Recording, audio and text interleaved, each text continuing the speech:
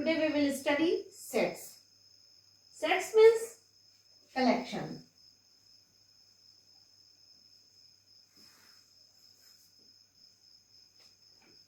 हम लोग collection word अक्सर यूज करते हैं, जैसे क्रिकेट टीम का कलेक्शन, 11 प्लेयर्स का कलेक्शन है, एक क्रिकेट टीम तैयार होती है।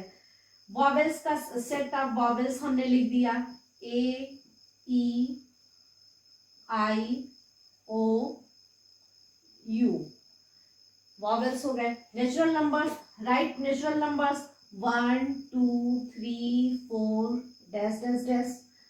Right odd natural numbers less than 10, तो हम क्या लिखेंगे 1 3 5 7 9, this is odd natural numbers less than 10। इस तरह से कलेक्शन और नेचुरल नंबर कुछ टर्म्स को कलेक्ट करने का हम लोग ये काम करते थे कि हम लोग इस तरह से लिखते हैं। लेकिन कलेक्शन वर्ड क्या होता है कि इनको कलेक्ट करके कहीं पर हमने रख दिया, एक साथ इकट्ठा किया, तो इसके लिए हम इसको कर्ली ब्रैकेट में लिखते हैं, तो ये कहलाता है कि ये सेट है। Set means collection of objects, collection well defined objects. हमने कोई पर्टिकुलर डिफिनीशन के अकॉर्डिंग कहीं एक जगह इनको कलेक्ट किया और कहीं रखा।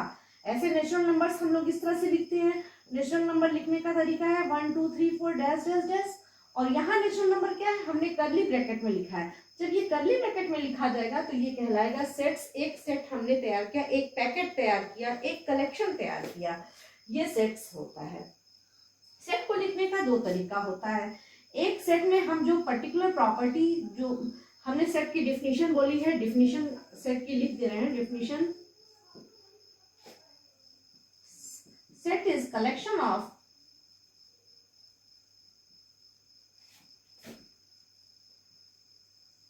well defined objects। Well defined objects, इसमें इंपॉर्टेंट ध्यान देने वाली बात यह है कि सेट वेल डिफाइंड ऑब्जेक्ट्स का कलेक्शन है। वेल डिफाइंड जैसे कहने का मतलब है कि हमने जो डेफिनेशन बोली है उसके अकॉर्डिंग जब कर्ली ब्रैकेट के अंदर ऑब्जेक्ट्स को लिखते हैं तो वो सेट हो जाता है। For example collection of odd numbers less than 10 1 3 5। अगर हम यहाँ कर्ली ब्रैकेट इरेज कर रहे हैं तो ये सिर्फ ऑड इंटीजर्स, ऑड नंबर्स हैं लेस देन 10, लेकिन उसका सेट नहीं है। और जब इसको कर्ली ब्रैकेट के अंदर लिखते हैं तो ये सेट है। सेट को लिखने का दो तरीका होता है। एक, जिस डिफिनीशन के अकॉर्डिंग हमने ऑब्जेक्ट्स को कलेक्ट किया है, कलेक्ट करना मीन्स कर्ली ब्रैकेट के अंदर लिखना। जिस डिफिनीशन के अकॉर्डिंग हमने ऑब्जेक्ट्स को कलेक्ट किया है, अगर वह डिफिनीशन, वह प्रॉपर्टी हम लिखते हैं तो उस मेथड को हम लोग कहते हैं set builder form.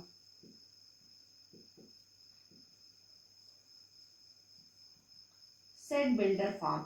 For example हमने ओ को लिख दिया, सेट बिल्डर फॉर्म में कैसे लिखेंगे, O is equal to n such that n is odd number and n is less than or equal to 10, या n इज लेस देन 10। 10 से छोटे हमने सारे ऑड नंबर्स का कलेक्शन किया। जब इस फॉर्म में लिखा जाता है तो इस फॉर्म को कहते हैं सेट बिल्डर फॉर्म। दूसरा है रोस्टर फॉर्म। रोस्टर फॉर्म में सारे ऑब्जेक्ट्स इंडिविजुअल रिप्रेजेंट होते हैं, वह फॉर्म रोस्टर फॉर्म होता है। जैसे इसी को हमने लिख दिया n is the odd numbers less than 10, तो 1 3 5 7 9, this form is called roster form. तो सेट को लिखने का दो मेथड है। अब यहाँ जैसे हमने नेचुरल नंबर फर्स्ट वाला हमने लिखा है सारे वॉवेल्स का कलेक्शन, इस फॉर्म को तो हम लिखेंगे रोस्टर फॉर्म। ये रोस्टर फॉर्म हो गया। जब इंडिविजुअल ऑब्जेक्ट्स हमें क्लियर दिखते हैं, सेट में रिप्रेजेंट होते हैं, वह फॉर्म रोस्टर फॉर्म होता है। और जब हम प्रॉपर्टी, जिस डिफिनीशन के अकॉर्डिंग, जिस पर्टिकुलर प्रॉपर्टी को ध्यान में रखते हुए हमने सेट को तैयार किया है, जब उस प्रॉपर्टी को लिखते हैं तो ये हो जाता है। तो यहाँ पर हम लिख देंगे x such that x is collection of, और ऐसे लिख सकते हैं x is all vowel।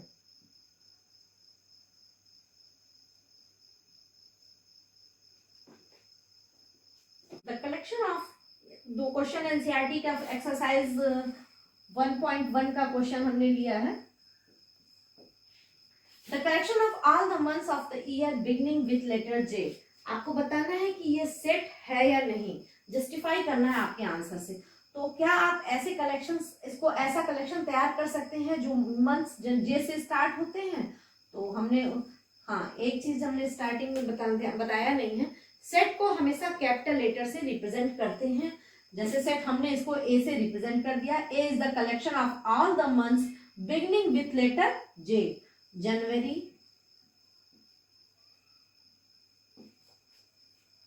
जून, जुलाई, ये कलेक्शन हो गया जे से स्टार्ट होने वाले लेटर्स का। तो इसका मतलब the collection of all the months of the year beginning with letter J is set. Yes,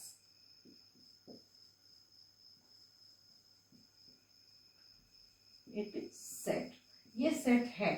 अब आप कलेक्शन तो हम, क्योंकि हमने कहा है कलेक्शन हम दो तरीके से करते हैं, एक हम विदाउट कर्ली ब्रैकेट अगर हम लिखते हैं तो भी वो कलेक्शन है, और एक कलेक्शन को जब हम किसी एक पर्टिकुलर वे में उसमें बॉक्स में लिखते हैं तब भी वो कलेक्शन है, उस कंडीशन में वो सेट है। दूसरा क्वेश्चन है a team of 11 best cricketman of the world X. अब हमको अगर हम एक ऐसी टीम, क्रिकेट टीम बनाना चाहते हैं जो 11 बेस्ट क्रिकेटमैन हो उसमें, तो क्या ये वर्ड के पॉसिबल है? जिसको हम बेस्ट समझ रहे हैं वो किसी के पॉइंट ऑफ व्यू से बेटर है, वो उससे अच्छा प्लेयर है, तो ऐसा इसका कलेक्शन पॉसिबल नहीं होगा। तो यहां हम लिख देंगे no, it is not set.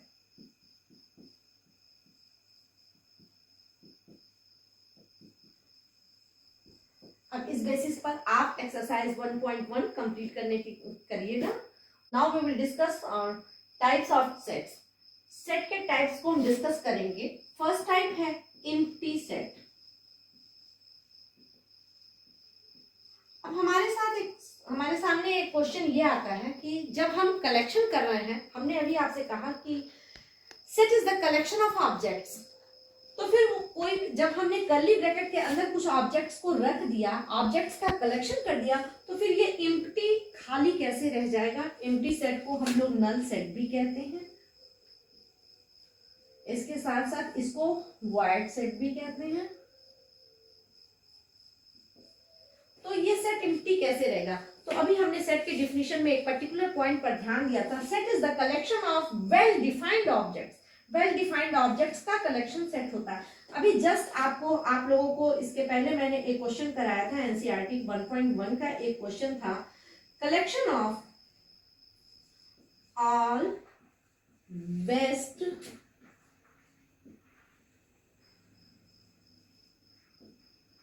क्रिकेटमैन of the world. अब इस डिफिनीशन के according all best cricketman of the world हमको कलेक्ट करना था। हमने एक सेट एक्स तैयार करने की कोशिश किया। हमको जब कलेक्शन करना है तो हम पहले कर्ली ब्रैकेट लिख लेते हैं। अब इस कर्ली ब्रैकेट में हमें उन क्रिकेटमैन्स को कलेक्ट करना है, रखना है। एक्स एक ऐसा कलेक्शन है जिसमें सारे क्रिकेटमैन, वर्ल्ड के बेस्ट क्रिकेटमैन आते हैं। तो बेस्ट को हम डिफाइन नहीं कर सकते हैं, तो इसका मतलब एक्स में कोई भी टीम नहीं आएगी। और अगर हम कहते हैं आप वाई सारे बॉलर्स का कलेक्शन कर दीजिए, तो जितने भी टीम में बॉलर्स होंगे, ए बी सी डी, ये सारे बॉलर्स हैं, हम उन बॉलर्स का कलेक्शन कर दिए, तो ये एक सेट है। लेकिन बेस्ट क्रिकेटमैन्स का जब कलेक्शन करने की बात आएगी तो ये सेट एक्स खाली रह जाएगा। जैसे हमने आपसे एक एग्जांपल और दिया कि एक क्लास एक ऐसा तैयार कीजिए, सेक्शन ए ऐसा तैयार कीजिए जिसमें 10th और 11th दोनों में एक साथ पढ़ने वाले स्टूडेंट्स हों। तो क्या यह पॉसिबल है? ऐसा पॉसिबल नहीं है। तो ये सेट कैसा रह जाएगा? एम्प्टी रह जाएगा। इसका एक और एग्जांपल है, जैसे हमने आपको 4 बॉक्स दिए, एक बॉक्स ए है, बी है, सी है, डी है। अब इस बॉक्स में हमने आपसे कहा कि आपके पास जितने रेड कलर के ड्रेस हैं आप उसमें रख दीजिए, इसमें आप येलो कलर के ड्रेस रख दीजिए, इसमें अपने ब्लैक ड्रेस रख दीजिए और इसमें अपने व्हाइट ड्रेस रख दीजिए। अब आपने कलेक्शन किया, आपके पास जितने रेड कलर के 3 ड्रेस थे, आपने इस बॉक्स में 3 ड्रेस डाल दिया। येलो कलर का आपके पास 2 ड्रेस था, आपने बॉक्स में डाल दिया। ब्लैक कलर का आपके पास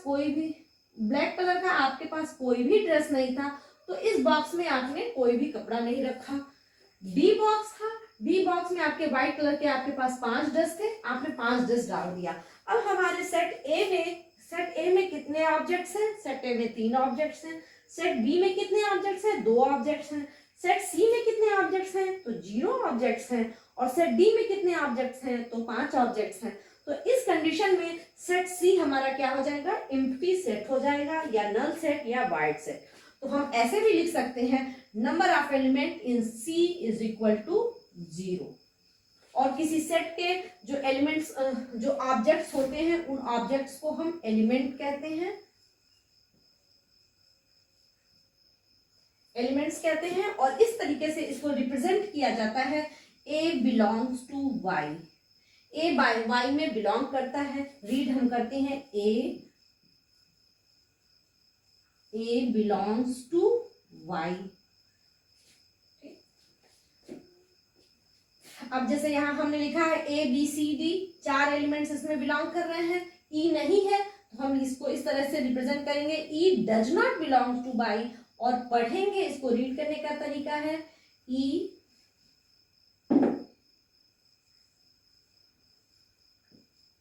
does not belongs to Y. E Y में बिलोंग नहीं करता है, आप इसको नोट कर लीजिए। सेकेंड टाइप्स ऑफ सेट्स में फर्स्ट हमने बताया है null set, empty set. Second है फाइनाइट सेट। अगर किसी सेट में नंबर ऑफ एलिमेंट्स डिसाइडेड हैं तो उस सेट को हम कहते हैं फाइनाइट सेट। जैसे हमने लिखा collection of all vowel A E I O U, ये फाइनाइट है। Number of element in V, number of element in V हम क्या लिखते हैं? 5। 5 एलिमेंट्स हैं, डिसाइडेड है। अब आपसे हमने कह दिया कलेक्शन नेचुरल नंबर्स का कलेक्शन करिए, तो नेचुरल नंबर का सेट हम क्या तैयार करेंगे? 1 2 3 4 dash dash dash. Natural number क्या हम डिफाइन कर सकते हैं? नंबर ऑफ नेचुरल नंबर्स हम बता सकते हैं? नहीं, ये इनफाइनाइट होता है। ऐसे सेट को हम कहते हैं इनफाइनाइट सेट। इनफाइनाइट सेट, और ये होता है फाइनाइट सेट। जब नंबर ऑफ किसी सेट के नंबर्स को डिफाइन किया जा सकता है तो वो फाइनाइट सेट है। और नंबर अगर किसी सेट के नंबर्स को, एलिमेंट्स के नंबर्स को डिफाइन नहीं किया जा सकता है तो इनफाइनाइट सेट होता है। ठीक, नोट कर लीजिए।